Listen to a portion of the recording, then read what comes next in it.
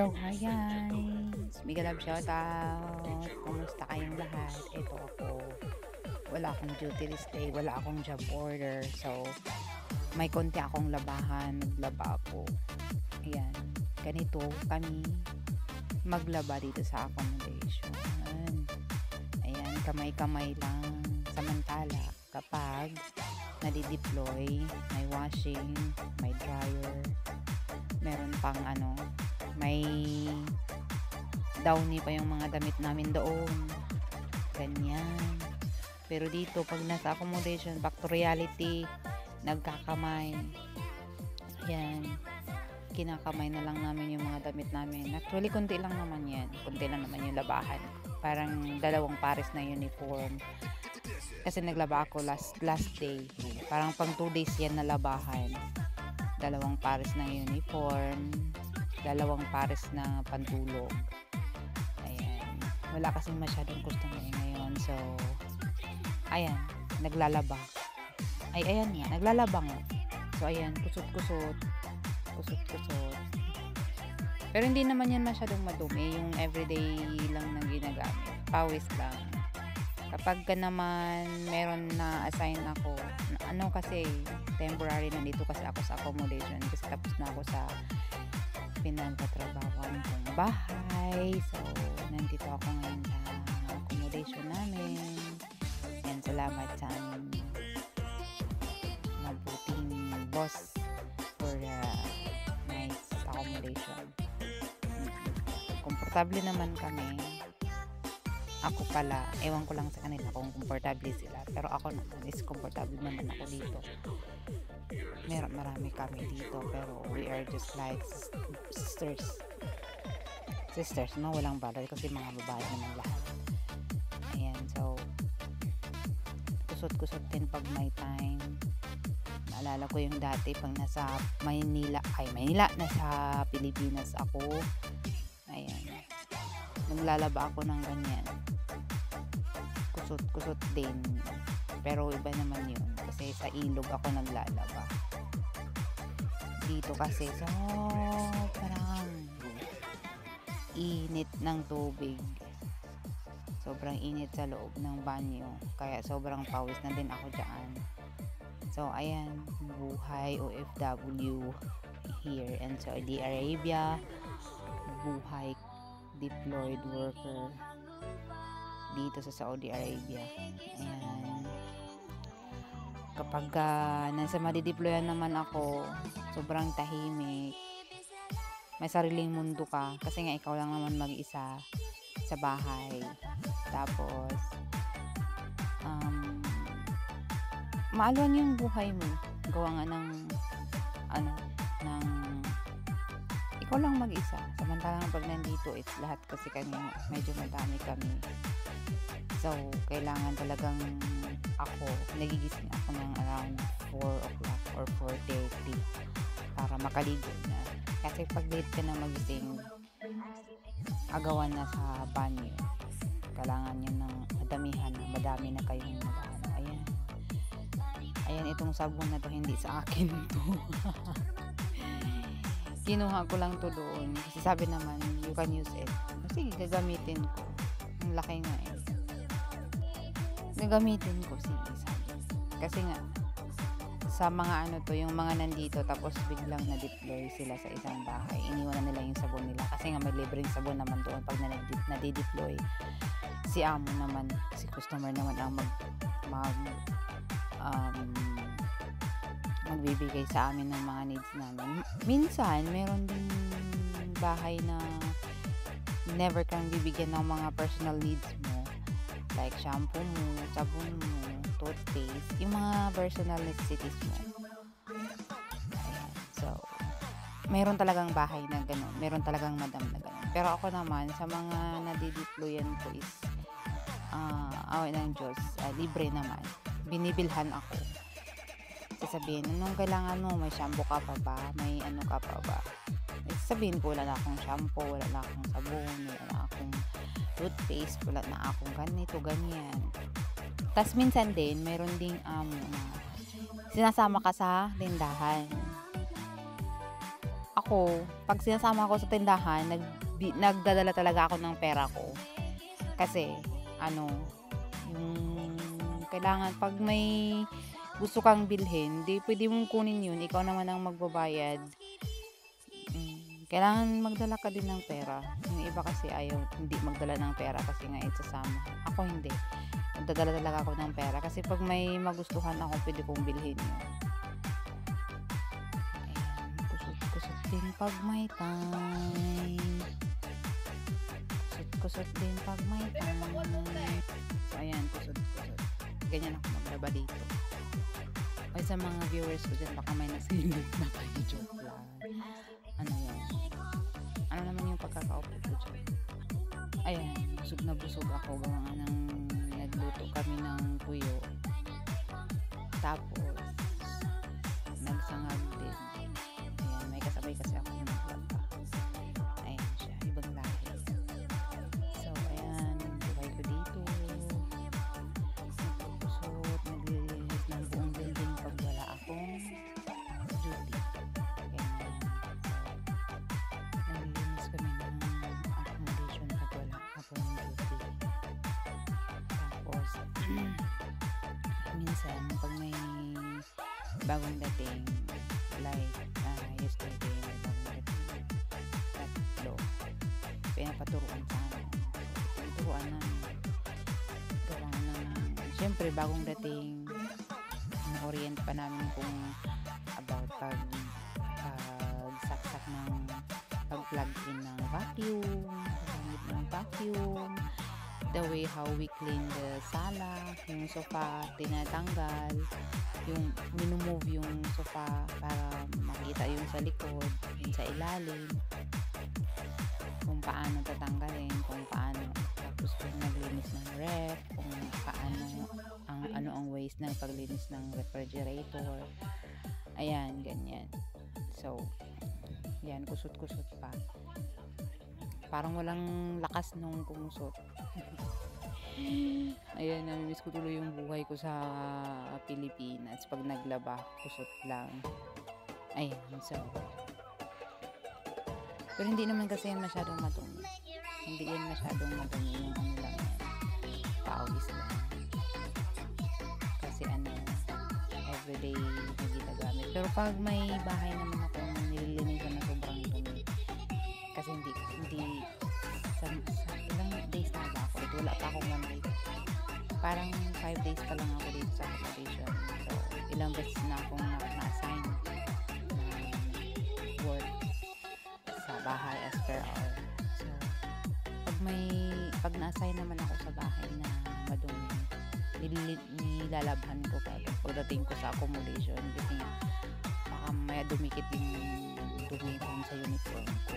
Mahirapan na akong tanggalin. So, ayan. Kusot-kusot din pag may time. May kasama kasi ako dyan na naglalaba.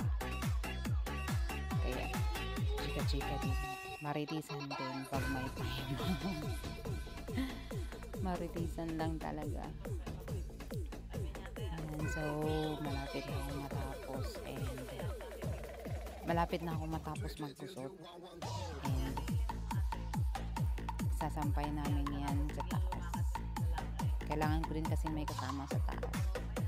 Kasi nakakaano mag-akyat sa taas na ako lang mag-isa.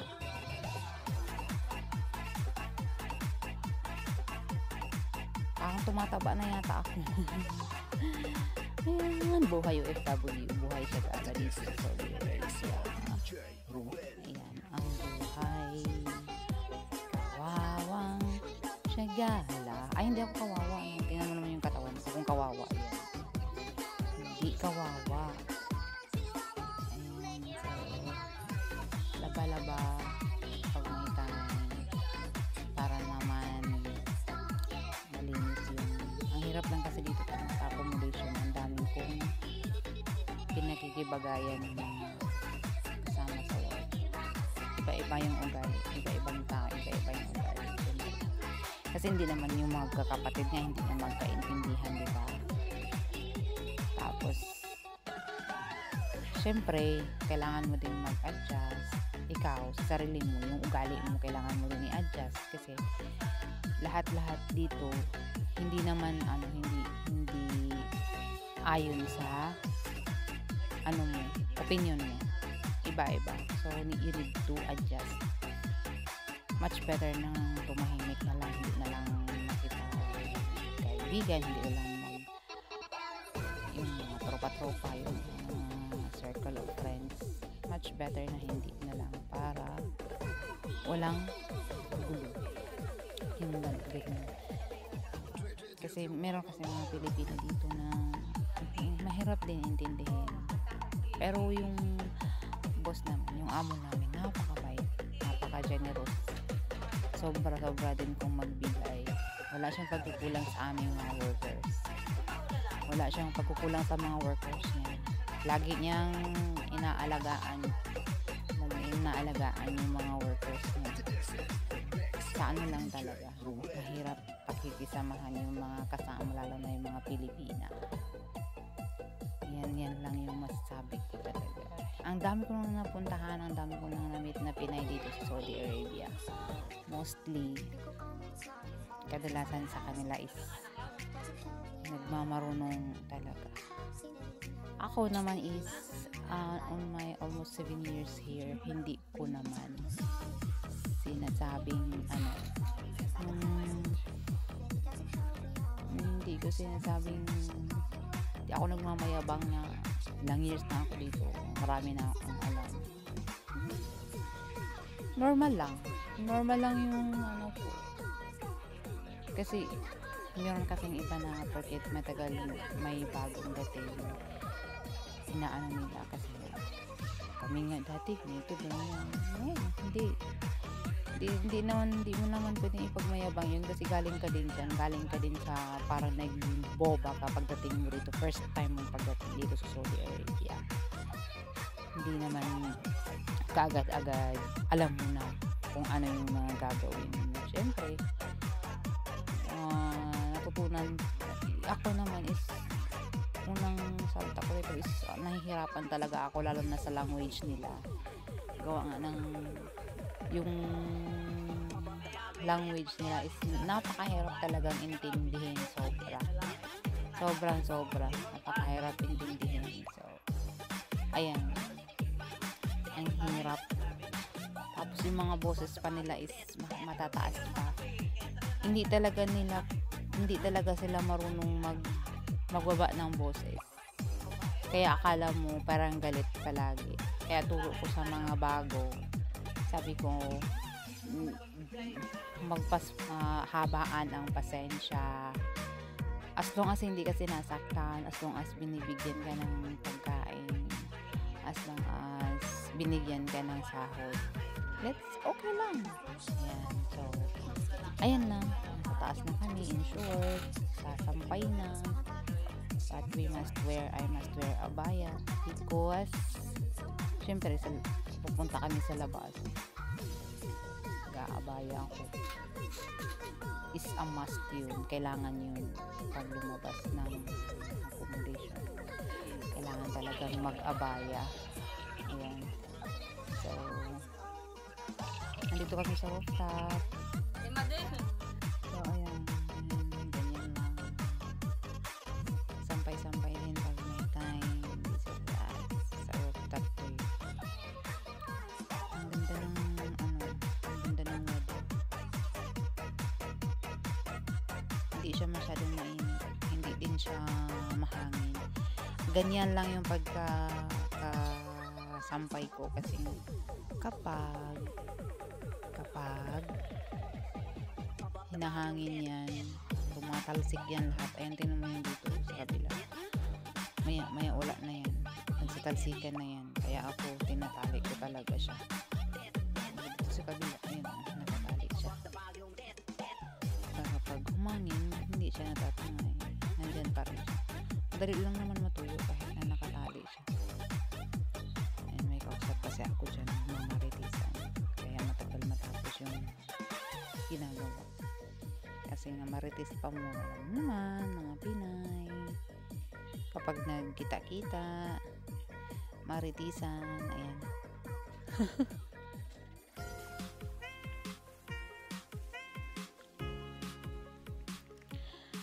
ganda ng panahon. Mainit nga lang. Ganyan lang ako magsampay para hindi siya matangay sa hangin.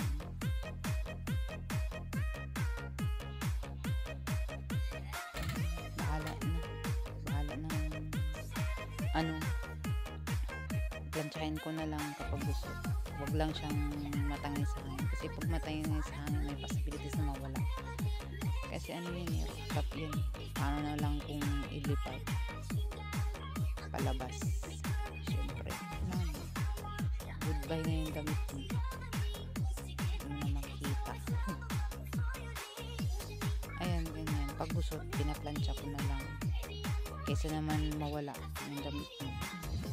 Kasi lilipat. Sayaw ko mo. Ayan. Ganyan ang buhay ko dito pag nalito ako sa accommodation. Naglalaba sa taas ng sasampay. Kabanding yung mga ka-workmate, yung luma at saka yung may bago. Ayan.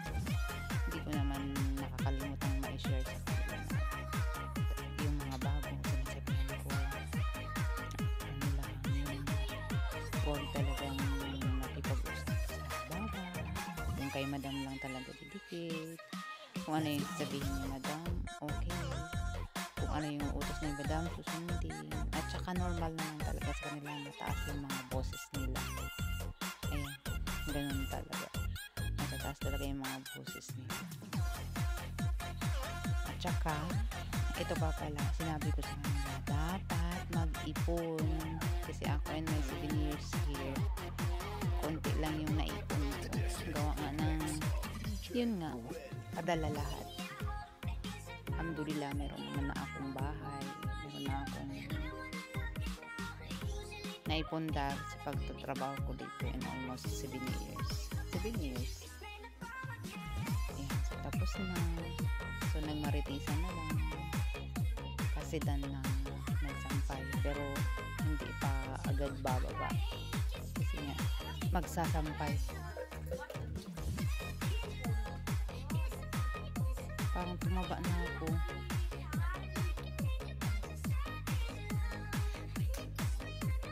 Dito.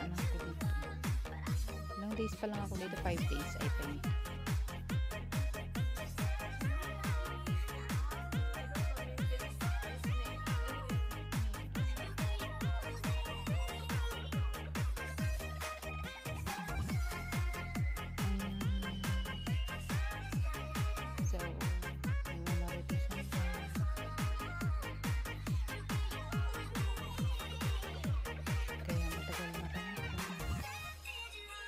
Ang ganda dyan magtambay, lalo na pag malamig.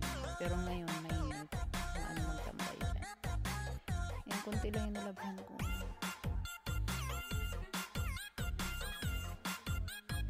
Init. Sobrang init.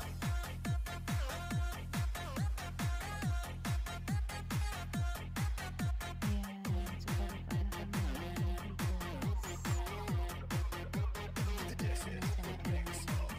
Ibang lugar.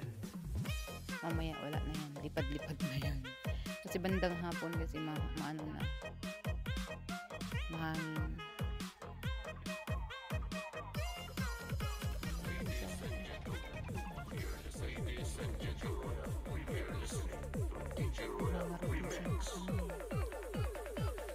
Nag-usap-usap pa about sa future, about sa Pilipinas.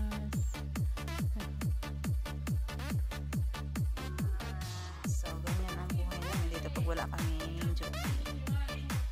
Lalaba. Maglinis na ng buong accommodation. Hanggang sa maglaba. Maghanda ng food na nagtrabaho sa labas. Hanggang tutulog. So, ayan. Tapos na ang maritisan. Bababa na. Then, sa baba. Sa aming accommodation. So, ayan na. This is the mix of DJ Ruel.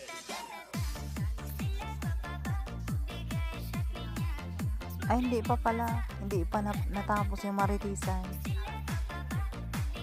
Hindi pa natapos. So, ayan. Thank you nga pala guys sa support nyo. Sa Team Magic 7, thank you.